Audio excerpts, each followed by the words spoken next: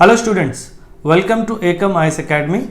Today we will discuss a very important article that is in news, Foreign Contribution Regulation Act 2010. The students who are preparing for UPSC, they might be aware this particular act is in the news for the last couple of days, primarily because the government has banned two trusts that are owned by Sonia Gandhi. Now we will try in the next 5 to 7 minutes, we will try to understand what is FCRA, what is the purpose of FCRA, the historical perspective related to FCRA, and the recent cancellation of the license of two trusts by the Ministry of Home Affairs. See, let's start.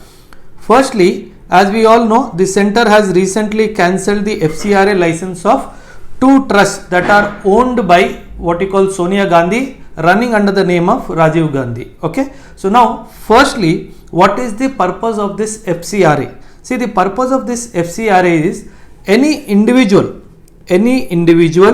or an NGO, if it wants to receive foreign funding for its functioning, then it has to procure a license from the Ministry of Home Affairs under a statutory obligation called FCRA, Foreign Contribution Regulation Act. As the name suggests, it is trying to regulate the foreign contributions coming into the country, whether it is an individual who is seeking the contribution or it is an NGO, right? Now, firstly, we will try to see a brief historical perspective. See, you need to understand that in UPSC, having a clear-cut, in-depth clarity about an issue is very important. For your information, in 1976, as we all know, this was the time when Indira Gandhi was the Prime Minister of our country, because she had apprehensions that there are certain foreign inimical elements, basically elements which are anti-India, are funding certain individuals and groups operating and functioning in India. If you go back to the 1976 time, this was the time when the left-wing extremism was at its peak. This was the time when the J&K, Khalistan movement in Punjab, and the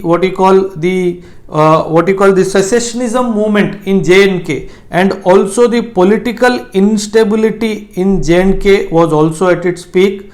And one more dimension, when I look at the Northeast also, this was also the time when the Northeast insurgency was also deepening its roots.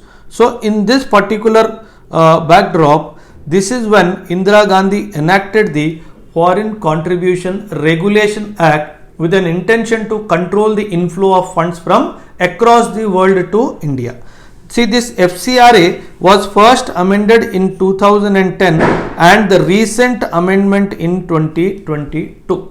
The recent amendment in 2020 primarily wanted to target that whatever the funds are received for a specific purpose, the funds should be able, that particular entity, individual or the entity should be able to utilize that fund for that particular purpose only. He cannot transfer that fund received by a foreign agency to any other third party. And also one clause, mostly what this, the NGOs that were receiving the foreign contribution, they were showing the administrative expenses more than 50% at times. So the amendment in 2020 stipulated that the administrative expenses cannot go beyond 20%. So this was the intention why the FCRA was amended in the year 2020. Now we will come to the current situation. The current situation, as we all know, two trusts run by Sonia Gandhi lost their license.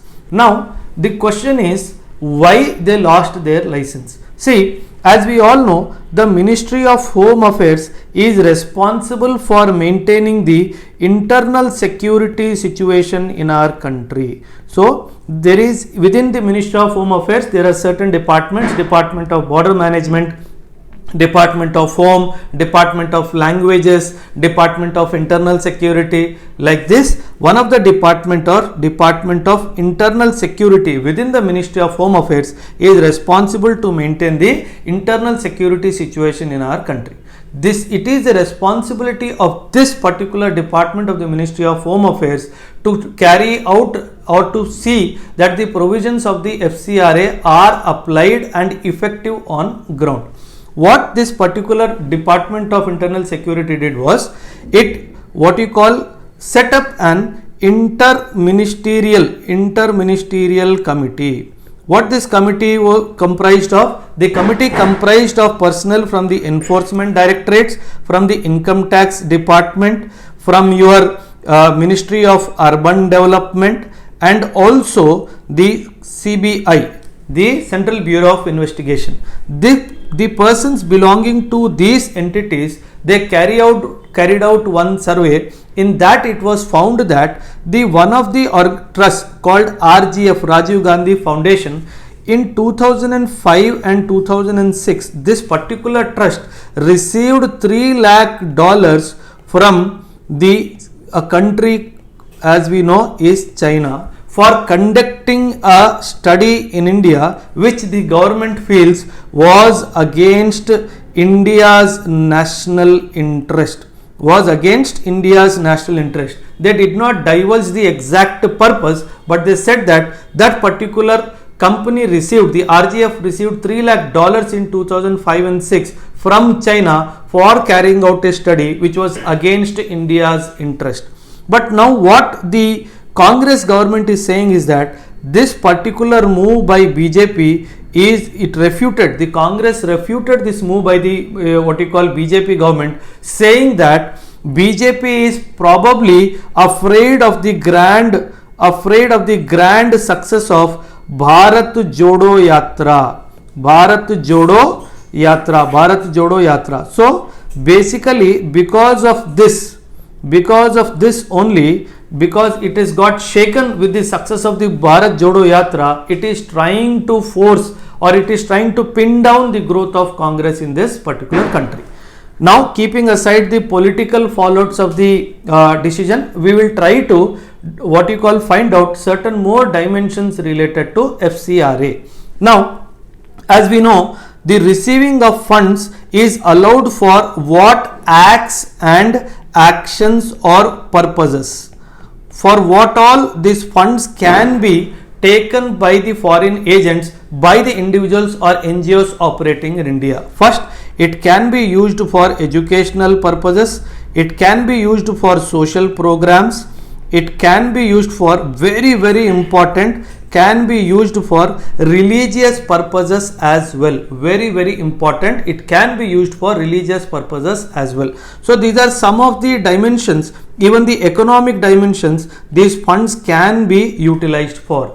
But at the same time, the act also prohibits certain set of individuals or certain acts for which the foreign contributions cannot be sought. The first is, by a candidate, if he is fighting for any election, he cannot seek foreign funding. The journalists cannot seek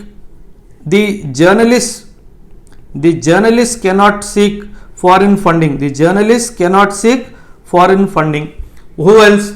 The members of legislatures can also not seek foreign funding.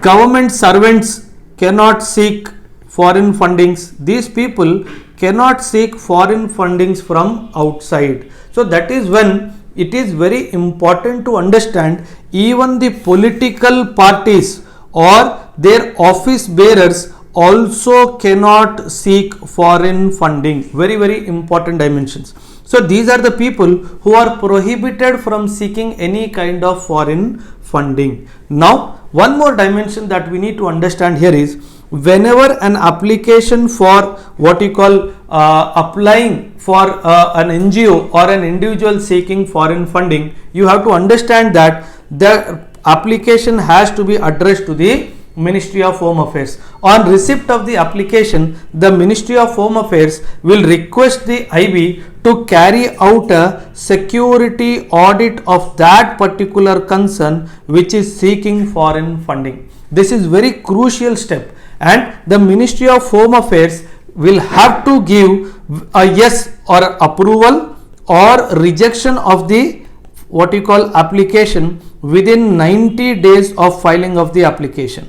If it is not doing, within 90 days it has to give the reasons in writing to the applicant who has applied for this particular FCRA license. Now certain other important dimensions related to FCRA which are important from prelims perspective that you need to understand is: one, once the license is granted to you, the validity of the license is for 5 years duration.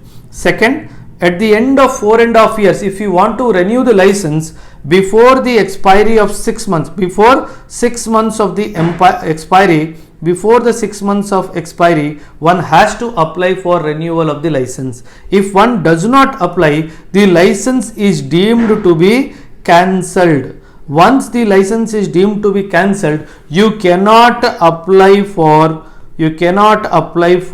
re-registration. Try to understand, it is a very, very important dimension. You cannot apply for re-registration.